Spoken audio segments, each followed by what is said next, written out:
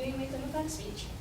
So, in recent decades, since its creation, video games have been rising and increasing in popularity and sales throughout different types of consoles and genres. Due to its popularity increasing, there have been conflicts that have shown up between various groups of people, such as parents and students, corporations, and even between the Supreme Court itself. So one of the debates that you hear most often is that violent video games is about violent video games. So for my claim, I say that violent video games do not have any significance to youth violence. And I will support this claim with evidence to show that violent video games are relevant to violent crimes, and also that video games help improve behavior and mood of youth, which actually decreases the chance of them acting violently. So first of all, violent video games are relevant to crime rate. This is due to a view in which sales of video games have gone up in the recent years and violent crime rate has gone down. Also, these video games are not affecting youth to commit acts of violence or aggression. For this controversy, there have been many people looking and researching into various types of documentation and research throughout the USA. And according to one researcher, Dr. Christopher J. Ferguson, he noticed that of 25 studies that he surveyed, none showed any causal link between violence and real life. In other words, he shows that there is no link between violent video games and violent crimes in these articles that he viewed. The Villanova University and the Rutgers University also conducted a study where they started comparing crime rate to video game sales in the USA. They found that when shooting game sales are at their highest, crime numbers tend to drop. And this is actually supported by the FBI data about crime rate, where crime rate has dropped 14.5% since 2004, according to records for 2013. Next, violent video games do not influence the young to commit acts of violence and aggression. There have been studies conducted to see the behaviors between these people who play video games. In one study, Dr. Ferguson and Dr. Ruda analyzed data from a sample of young adults. And they found that the games had no impact on aggressive behavior whatsoever. This is an example of an act of violence.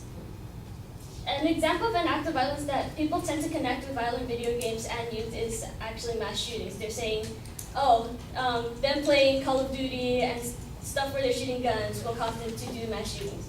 Well, this is sort of wrong because the average age for people that commit mass shootings is around 25. And this doesn't fall within the definition of youth, which is ages 13 to 18. And Henry Jenkins, an MIT researcher, states that no research has found that video games are a primary factor or that violent video game play can turn otherwise normal people into killers.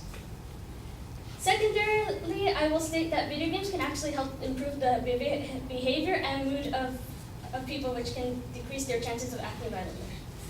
This is due to the fact that video games can actually help people relieve their stress and get out their anger. And also that people know the difference between virtual violence and real-world behavior.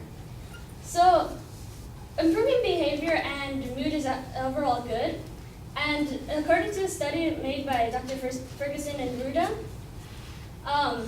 they had a group of people that played violent video games, and they were the least hostile and depressed after doing a task which was to do puzzles. And another study from the scientific journal Psychiatric Quarterly for 2005 showed that violent video games did not have any effect and that there was no change in hostility after the teens after violent gameplay. According to the Journal of Adolescent Health, they conducted a survey in which boys who played video games stated that it helped them relax, which was 61.9%. It helped them forget their problems, which was the 45.4%, and it helped get their anger out, which was around 45.4%. And there was another survey in which 43.2% of gamers in general actually said it helped them get all their anger out. And gamers also know the difference between fantasy violence and the real world behavior. And this is because throughout growing up, they are taught that this is fantasy and this is reality. And that the connection between violent video games and real world behavior was researched by MIT Professor Henry Jenkins, and he notes that because violent video games are used to train soldiers, they have the same impact on kids that play them. So that's an example of an argument that things like parents are saying, and another argument but this argument is false because they actually assume unwittingly apply what they learn in the fantasy environment to the real world.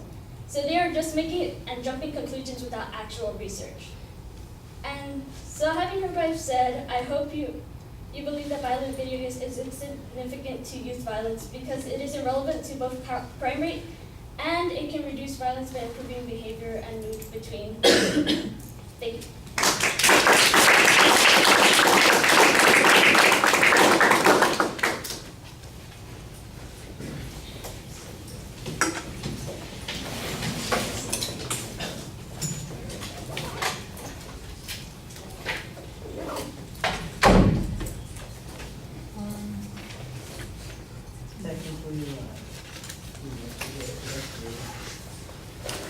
Okay, the proposition's identified, but it's phrased in the negative, so that's a little bit confusing. At the end, you've kind of fixed that issue, so that helps a little bit. I thought your summary was a little bit more effective. The contents are previewed for the audience, although they need to be signposted. It wasn't clear to me if there were 2 or 3 supporting points. At the end, it sounds like there were only 2 supporting points, but in the body of the speech, it sounded like there were 3, and in fact, you had point number 2 in 2 different spots, so that was a little confusing to me. The evidence that you have, I thought you did a pretty good job on that first point where you're talking about the amount of crime versus the amount of video games that are being sold. I was a little hesitant at first because it sounded like you were just going to make that as a conclusion, but then you did provide some testimony evidence on that particular point, and you had the reference to the FBI statistics, so I thought that that helped quite a bit. I do think you're awfully dependent on Dr. Ferguson and his partner. It seemed like I heard their names repeatedly in the speech, and so if there was a little bit more diversity in the kind of information that you're using, that would be fine. A line of reasoning that the respondent might use is that Dr. Ferguson, if there was something wrong with that particular research, then there would be, a weakness in your argument. I don't know that there's anything wrong with the research. I'm just telling you because I heard it so often that it seems like that's a potential vulnerability that's going on there. I think you're a little confused.